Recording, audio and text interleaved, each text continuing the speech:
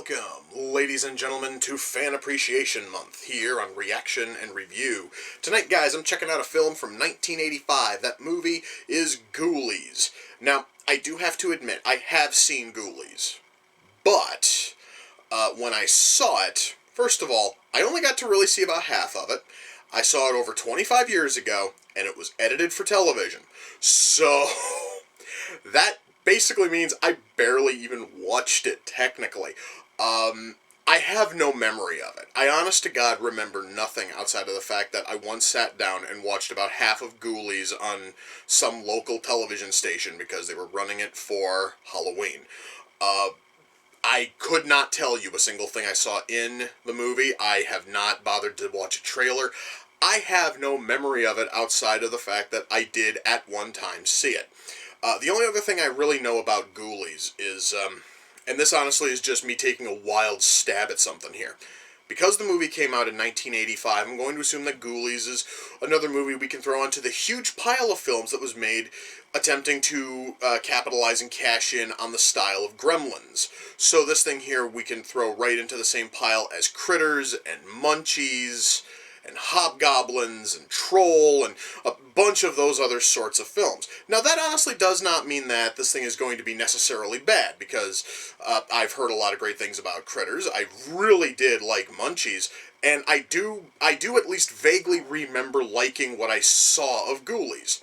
So I do have hopes. I do have high hopes that Ghoulies here is decent, and the only way I'm going to find out is if I shut up and I push play, and I'm going to do that right now. So, without further ado, it's time to kick back, relax, and check out Ghoulies. Wait a sec, seriously? Seriously? A bunch of people are over for a party. Some guy goes, "Hey guys, who wants to fucking do a ritual?" And nobody questions it? I'm sorry guys, but if somebody were hosting a party and they looked at all of us there like, "Okay guys, I want to do a ritual, like right now," I honestly think I would fucking question that. I mean, perhaps honestly it's just me. Maybe I honestly am just a weirdo. But this seriously just seems a little bit off, guys. Okay, so Jonathan's able to call upon a spirit that can make it rain in his basement.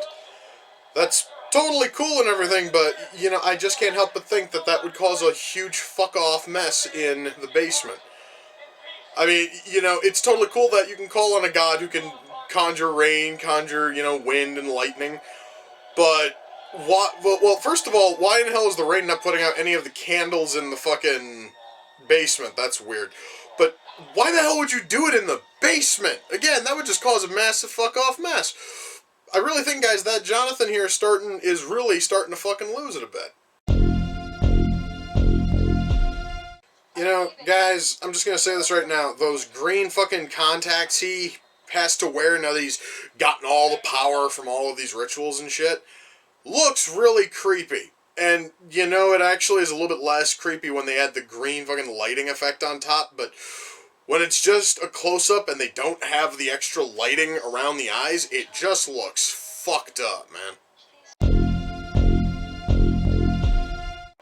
Okay, and that clown doll's officially infinitely creepy when it's weeping tears of green slime goo stuff. That's just fucked up, man. You know, guys, in all seriousness, I honestly thought that a battle between what essentially amounts to two fucking wizards would be a bit more interesting than just the both of them choking each other and shooting lightning out of their eyes. I really thought that something like this would be a bit more grandiose and epic. Apparently, I was fucking wrong. Well, guys, that was Ghoulies. Let me shut that off. Okay. So, you guys happen to remember, at the start of this, I said I saw this movie on TV 25 years ago. Yeah, this was not the movie I saw 25 years ago. The one I saw had something to do with Ghoulies and like a freak show or a circus train or some such goofy what have you.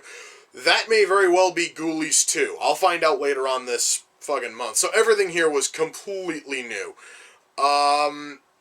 I would like to say that the writing is okay. I kind of find it weird, though, that a movie called Ghoulies really doesn't focus much on our title creatures. When I say that, I mean that they are totally there, and during the third act, they are certainly wreaking havoc on the grounds of this massive manor. That's fine. But they really don't do much past that. Like, they honestly are there, and you see them, and Jonathan's able to like summon them up, and he honestly is their master, but he doesn't do anything with them. It's not actually until John's dad Malcolm comes back from the fucking dead that all of a sudden the Ghoulies want to start wreaking havoc. And, you know, honestly, that's fine, but once more, I really think that my complaint is, for a movie called Ghoulies, there really isn't a whole lot of shit involving the Ghoulies in the film itself. Which, mind you, really isn't a terrible thing, but it is worth kind of mentioning. Now, our story... Our story is at least interesting. It really is going to keep your interest throughout the whole film. Because it basically is that Jonathan gets this giant house because his father died, and he's finally going to move in, and he finds all these books on black magic, occult fucking rituals, and all this other stuff. And he starts doing these frickin' rituals in the basement. And he becomes absolutely obsessed with them. His girlfriend leaves. He's able to use the fucking power of the spirits to bring her back and fucking brainwash her into being there with him. So, you know, he at least has mastery of the magic. During one of his rituals, it basically brings his father back from the dead. His father Malcolm is trying to essentially reclaim his life by taking Jonathan's soul, or so. It's kind of vague towards the very end of the movie. And then at the very end, a character who we met for maybe all of about 45 seconds before this all of a sudden shows up, and he basically is suddenly a wizard, which, you know, sort of came out of left fucking field, and then we have a wizard battle at the very end, which leads to the house collapsing. It really... Oh, and there's also something about conjuring midgets. It's weird. It is certainly a fascinating movie. The story is going to keep your interest. You know, it really is more than what I was expecting. Knowing that this thing is basically part of the, like, backwash of Gremlins fucking imitators that came out in the mid-'80s. I was expecting something a little bit closer to Gremlins, and I did not get that. I got something that is genuinely cool. Now, the writing here totally works, but what about the acting? Well,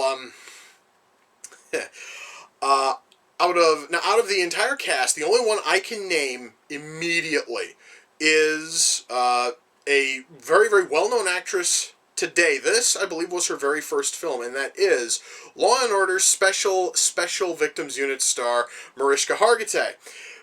She is in this movie. She actually turns in a fantastic showing for this, again, being probably one of her first, you know, films. And everybody else turns in a rather interesting show, but I do have to mention the villain, Malcolm. He's played by Michael DeBar, I think is his name. He is absolutely one of the hammiest motherfuckers I've ever seen on camera, where... As he's sitting there during the very start of the film, and he's doing his big goddamn, like, ritual, and then when he comes back for the third act as basically a zombie, he is absolutely hilarious to watch, because it honestly is not because it's not just that he talks with, you know, just all this, like, power and all of this ham and cheese. It's also how he moves. When he comes back as a zombie, he basically will throw open doors and will then bring his hands back like this and will walk around like this, apparently trying to look threatening and cool.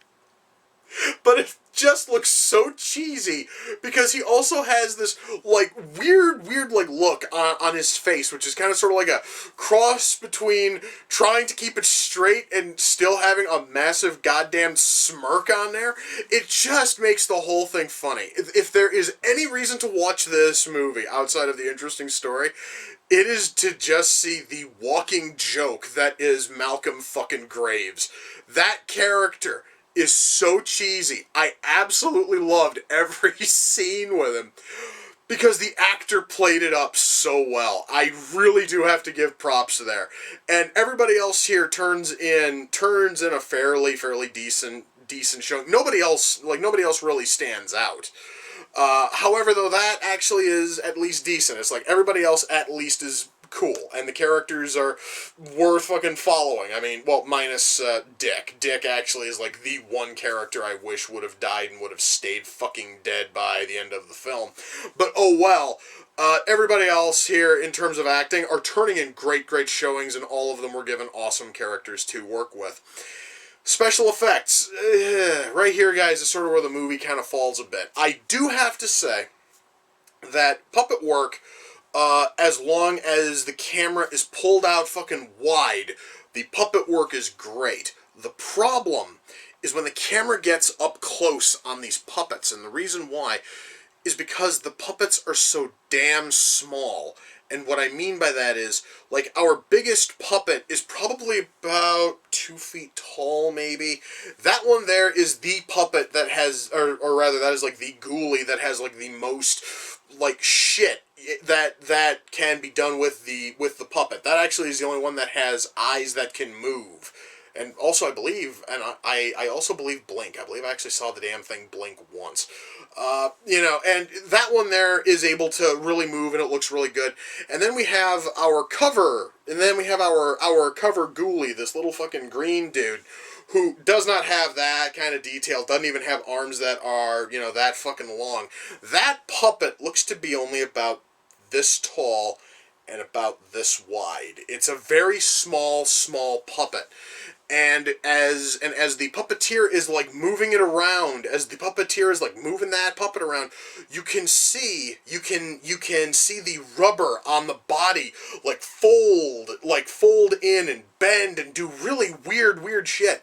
And that also is with every other puppet too. It's like if those puppets have to bend or move in any way that is, like noticeable, like, for instance, there actually are shots where the puppets are bowing down to where the ghoulies are bowing down to whatever master that is calling upon them in that scene.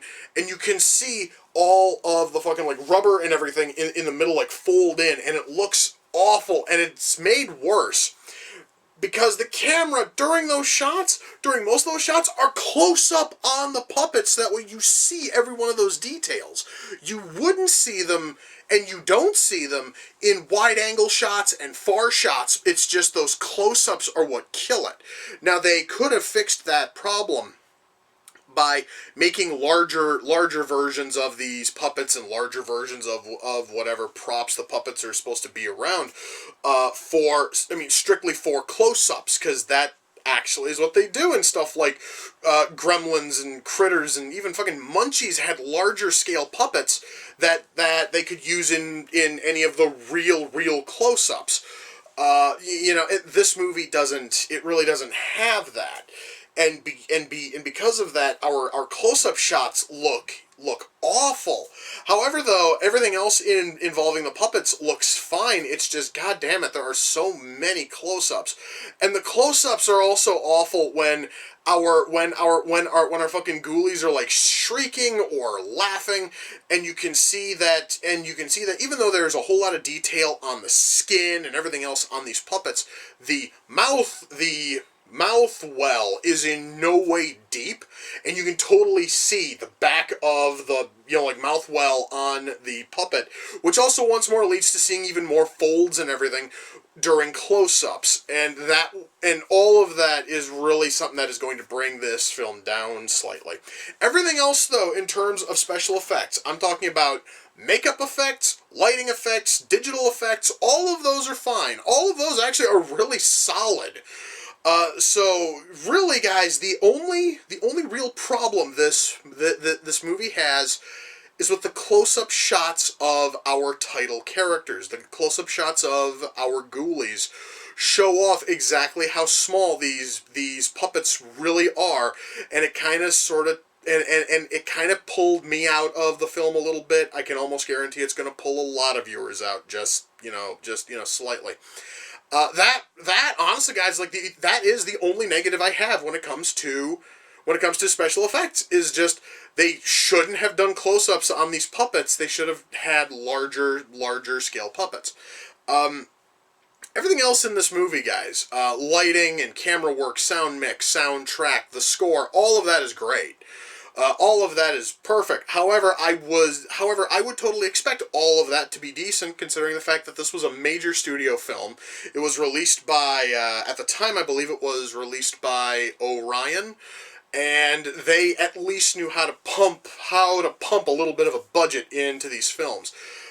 So yeah, all of that totally works. However, considering the fact that it was from, at least back in the 80s, a major studio, I was totally expecting the lighting and the camera work and the sound mix to be decent. Ultimately, guys, am I able to recommend Ghoulies?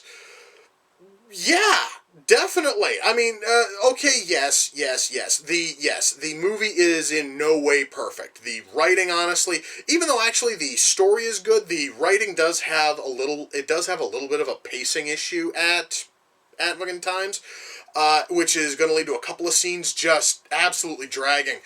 However, though, if you're able to look past those couple of real questionable scenes, those really badly paced scenes, then you honestly, guys, are down for an amazing horror comedy. And I'm really looking forward now to checking out fucking Ghoulies 2. I can definitely recommend it, especially, guys, if you can find like a 2-pack like, this, which also has the sequel. At that point, then by all means, because then you're basically getting 2 movies for the price of 1, and if you don't like the first, there's a good chance you might actually be into the second. I don't know. I'll find that out later on this month when I finally dive into Ghoulies 2. Now, because it's Fan Appreciation Month, Ghoulies came off the Amazon wish list. The person who sent it in was Chris. You can find his YouTube channel at youtube.com/user/JesusWithBazookas79. Yeah, I had to write that down. Chris, I thank you. I honest to God thought I had seen the first Ghoulies. Apparently, it was one of the sequels. May very well be Ghoulies 2. But hey, I honestly am happy that I finally got a chance to watch the first Ghoulies, and that is thanks to you. You, dude, are fucking awesome. Once more, that is youtube.com/user/JesusWithBazookas79. Well, guys, I was talking about all the other Gremlins-esque films that came out in the 80s, and one of them I mentioned was Munchies, which is honestly one of my favorite bad movies from the 1980s. I am going to go watch my fucking DVD of that, because it's been a couple of years, and that movie is totally worth watching again. Anyway, guys, with that, we come to the close of another reaction and review. Until next time, ladies and gentlemen, take care, and I will see you all in the near future. Peace.